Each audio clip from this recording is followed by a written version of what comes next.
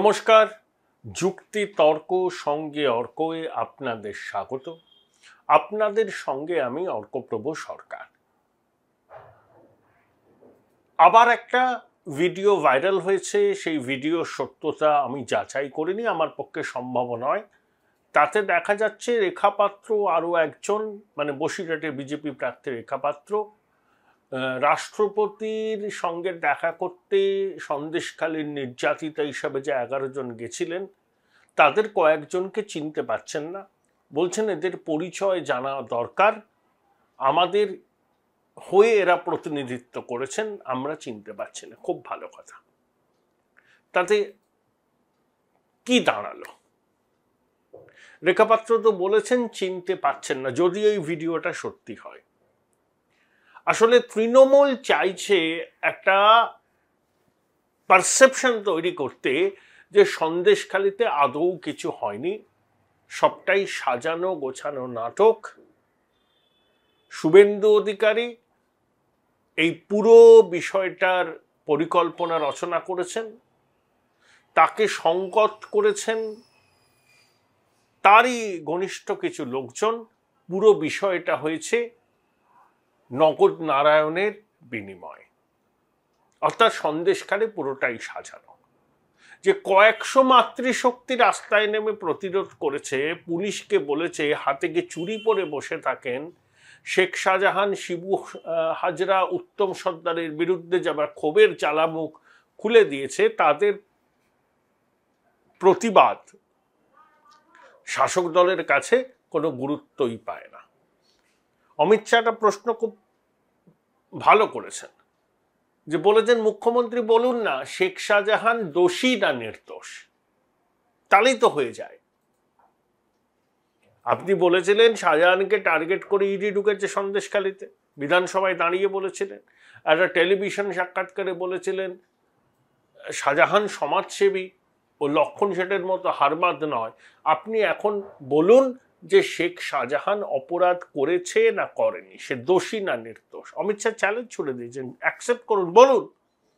এত কথা বলেন, মঞ্চের এ প্রান্ত থেকে ও প্রান্ত ঘুরে বেড়ান, সবাইকে দোষী কাঠগড়ায় তুলে দেন, তার দল একেবারে ধোয়া তুলসী পাতা, সততার মূর্ত প্রতীক। যখন ডিএল লটারি থেকে ফান্ডে টাকা ঢোকে ইলেকটোরাল বন্ডের মাধ্যমে, তখন সততার মূর্ত প্রতীকদের মুখে সেলোটে আটকে যায়।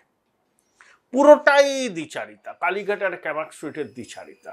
এই ভিডিও দেখে কি প্রমাণ করবেন? সন্দেশখালীতে কি হয়েছে ভারতবাসী জেনে গেছে। শাক দিয়ে মাছ ঢেকার কোনো চেষ্টা করে আর লাভ হবে না।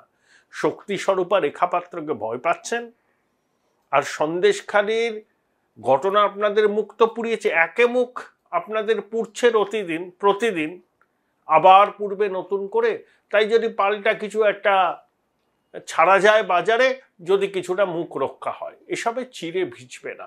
তবে একটা জিনিস দেখে মনে হচ্ছে এই নির্বাচনের আগে আরো কিছু স্টিং করা হবে বা হয়েছে, সেগুলোর ভিডিও প্রকাশ হবে। কারণ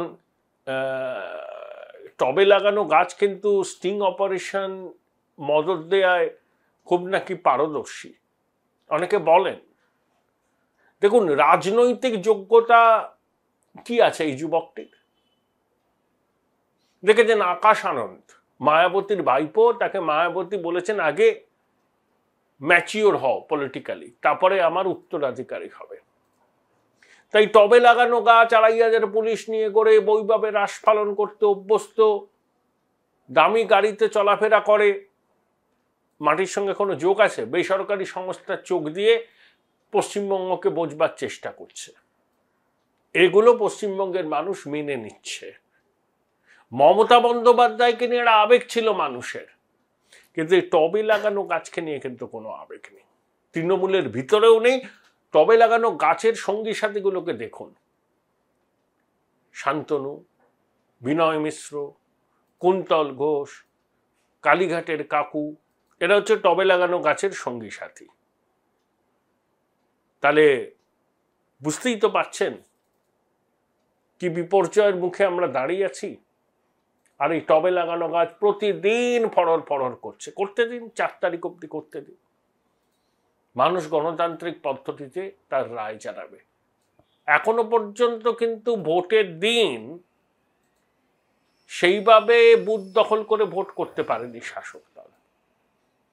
তাই আমি তৃণমূলের বহু নেতার সঙ্গে কথা বলেছি যে 10টা কেন্দ্রে ভোট হয়ে গেছে, ফলাফল নিয়ে কিন্তু বুক বাজিয়ে বলতে পারছেন না, যে যার নিজের মনের মাধুরী মিশিয়ে বলছেন, যে যে দল করে সেই দল জিতবে এটা বলছেন। কিন্তু বাস্তব হলো যে 10টা নির্বাচন এখন অবধি হয়েছে, তাতে উত্তরবঙ্গে বিজেপি ফল খুব ভালো হবে।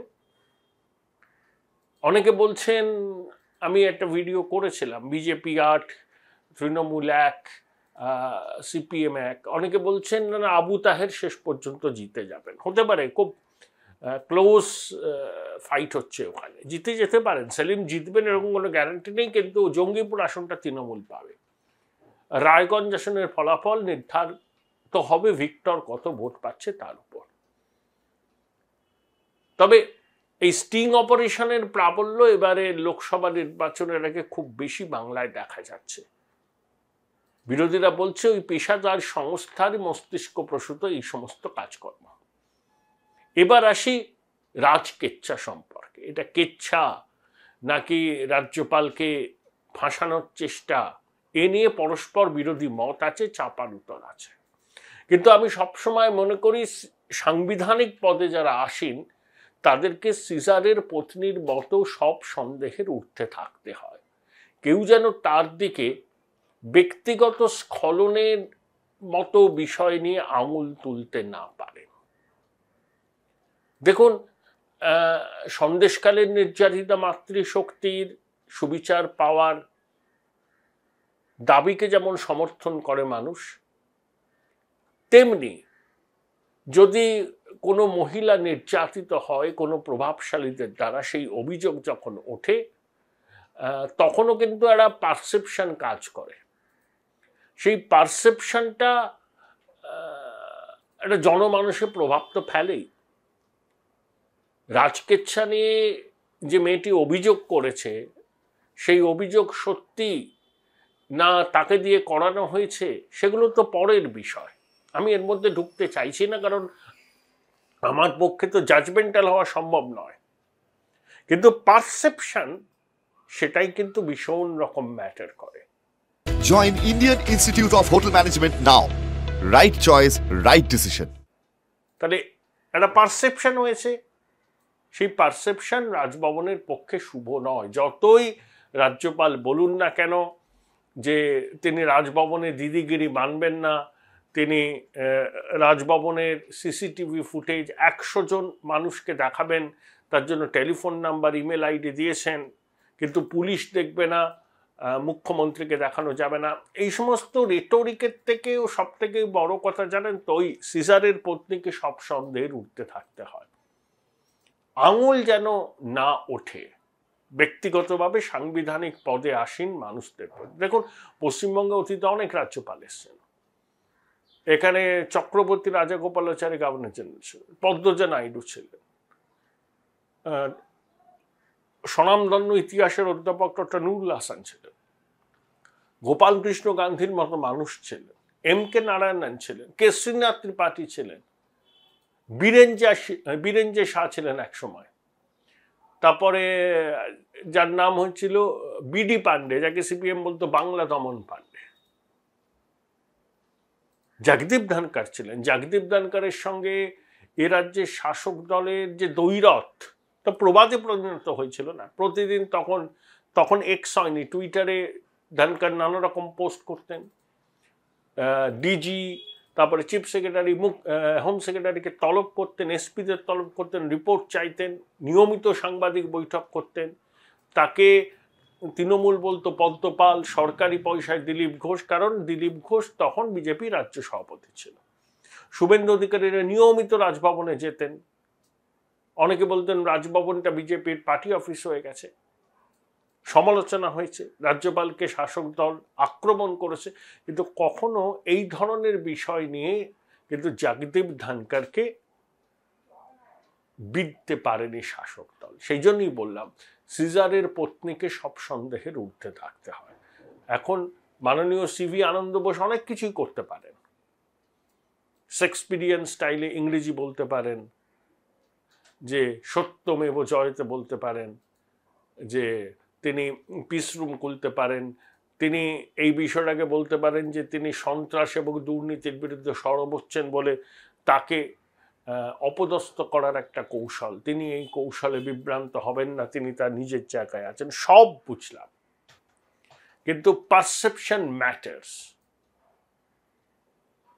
আমার ধারণা, আমি সেই ধারণা বলবো না, আমি অনেকের সঙ্গে এই বিষয় নিয়ে কথা বলেছি, কেউ দেখুন স্পষ্টাস্পষ্টি আমায় কিছু বলেননি, কিন্তু লোকসভা নির্বাচনের ফল ঘোষণার পর সম্ভবত রাজভবনের এই মানুষটিকে অন্য কোথাও বদলি করা হতে পারে, তার জায়গায় কোনো টাফ পুলিশের লোক আসতে পারে, মানে প্রাক্তন পুলিশ আধিকারিক।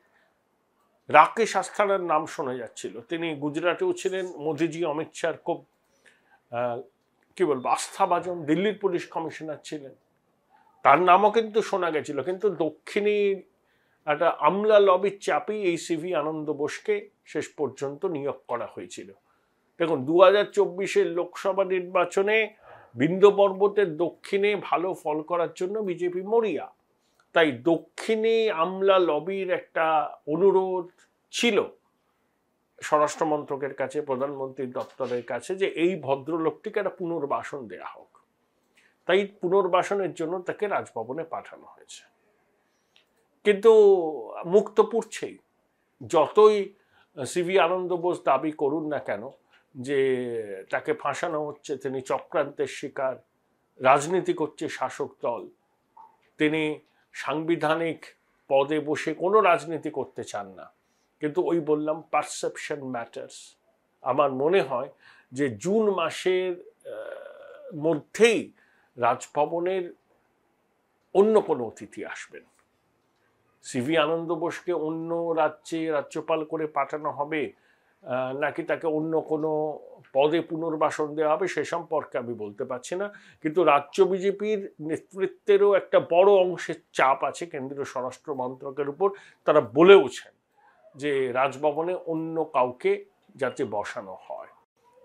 দেখুন সন্তোষ মিত্র স্কোয়ারের পুজোর উদ্বোধনে অমিত শাহ এসেছিলেন, সিভি আনন্দ বোসের আমন্ত্রণ ছিল, কিন্তু তিনি সেই আমন্ত্রণ গ্রহণ না করে রামমোহন সম্মিলনীর পুজো, যেটার অন্যতম কর্ণধার কুণাল ঘোষ, সেখানে গিয়েছিলেন।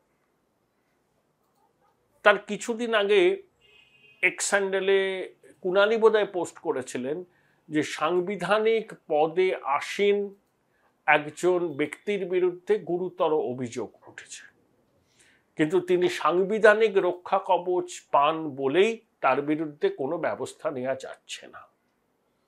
কুণাল ঘোষের এই টুইট, তারপরে কুণাল ঘোষের পুজোতে মহামহিম রাজ্যপালের যাওয়া অনেক রকম জল্পনা উস্কে দিয়েছে। আর তিনি যেতেই পারেন, কুণাল ঘোষের পুজোয় তিনি যাবেন না কেন? কুণাল ঘোষের সঙ্গে তো খুব ভালো সম্পর্ক। কিন্তু যেদিনকে কেন্দ্রীয় স্বরাষ্ট্রমন্ত্রী কলকাতায় এসে সন্তোষ মিত্র স্কোয়ারের পুজোর উদ্বোধন করছেন, সেদিনকে সিভি আনন্দ বোসের সেখানে না থাকা, অনেকে বলছেন হি ওয়াজ কনসপিকুয়াস বাই হিজ অ্যাবসেন্স। বললাম না, পারসেপশন ম্যাটার্স। এখন বল কেন্দ্রীয় স্বরাষ্ট্র মন্ত্রকের কোর্টে, তারা কি সিদ্ধান্ত নেবেন সেটা তারাই জানেন। কিন্তু ওই বিভিন্ন মহল থেকে তো চুইয়ে চুইয়ে কিছু খবর আসে, সেই খবর থেকে একটা জিনিস অনুমান করা যায় যে নির্বাচন পর্ব সাঙ্গ হলে, নতুন সরকার প্রতিষ্ঠিত হলে পশ্চিমবঙ্গের রাজভবনে কোনো নতুন অতিথি আসার সম্ভাবনা উড়িয়ে দেওয়া যায় না। ওই রাজনীতিও আবার সম্ভাব্যতার শিল্প। এখন যেটা মনে হচ্ছে হতে পারে, আগামী দিনে সেটা নাও হতে পারে। রাজকেচ্ছা সত্যি নাকি রাজভবনকে কালিমালিপ্ত করার একটা রাজনৈতিক ষড়যন্ত্র, সেটা ভবিষ্যৎ বলবে। কিন্তু রাজ্যপালের সাংবিধানিক রক্ষা কবচ আছে, তার বিরুদ্ধে কোনো ব্যবস্থা নেওয়া যায় না, এটা রাজভবনও বারবার করে স্মরণ করিয়ে দিচ্ছেন, সেটা আমরা সবাই জানি। কিন্তু ওই বললাম দিনের শেষে ধারণা খুব প্রভাব ফেলে, একটা অভিঘাত তৈরি করে জনমানসে।